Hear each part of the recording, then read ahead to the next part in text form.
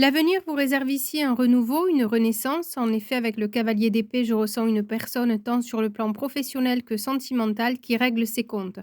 On crève l'abcès une bonne fois pour toutes, on expose ses griefs, on défend sa place, son bout de gras jusqu'à la fin, même si l'on a conscience de la stérilité de cette action, car au final le résultat est là et le verdict ne changera pas, mais on se sent plus léger. On met un terme, un point final à une situation qui n'a que trop duré. Une situation où l'on a vécu certainement un harcèlement moral. On lâche prise, on jette l'éponge, on arrête de se battre ici contre des moulins à vent. On a fait de notre mieux, on est allé au bout de nos capacités et maintenant on réalise que ça ne sert à plus rien. Il faut juste lâcher l'affaire et se concentrer sur autre chose.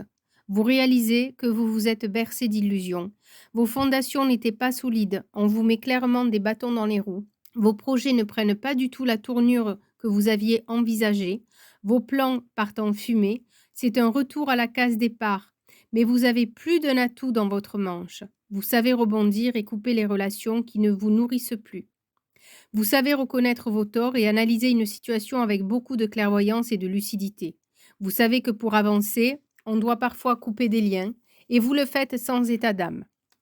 Vous êtes conscient, consciente que tout bouge et que de nouvelles rencontres vont vous enrichir, de nouvelles expériences. Je vois même ici une nouvelle histoire d'amour qui se profile à l'horizon ou un nouveau contact avec un homme qui sera bénéfique sur le plan professionnel.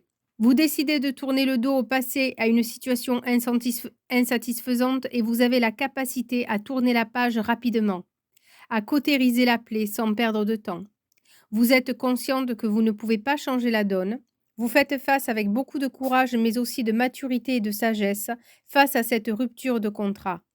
Que ce soit sur le plan professionnel ou sentimental, vous savez que c'est terminé, que cette histoire est derrière vous. En faisant le bilan de cette relation ou de ce contrat, vous réalisez que vous êtes épuisé. Pour au final, pas grand-chose. Beaucoup de promesses pour un piètre résultat. Votre santé en apathie. Je ressens une baisse d'énergie, beaucoup de stress, une grosse fatigue. Je pense même qu'on a frôlé le burn-out, à force d'avaler les couleuvres, d'où ce besoin de tout lâcher, de dire ce que l'on a sur le cœur.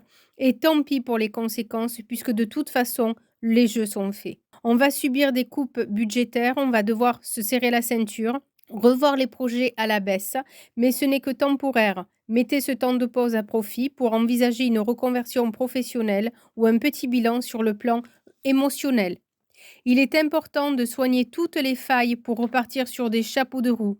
Surtout, ne vous découragez pas. Ne soyez pas impatiente, impatient, car vos projets vont prendre du retard, il y a des blocages.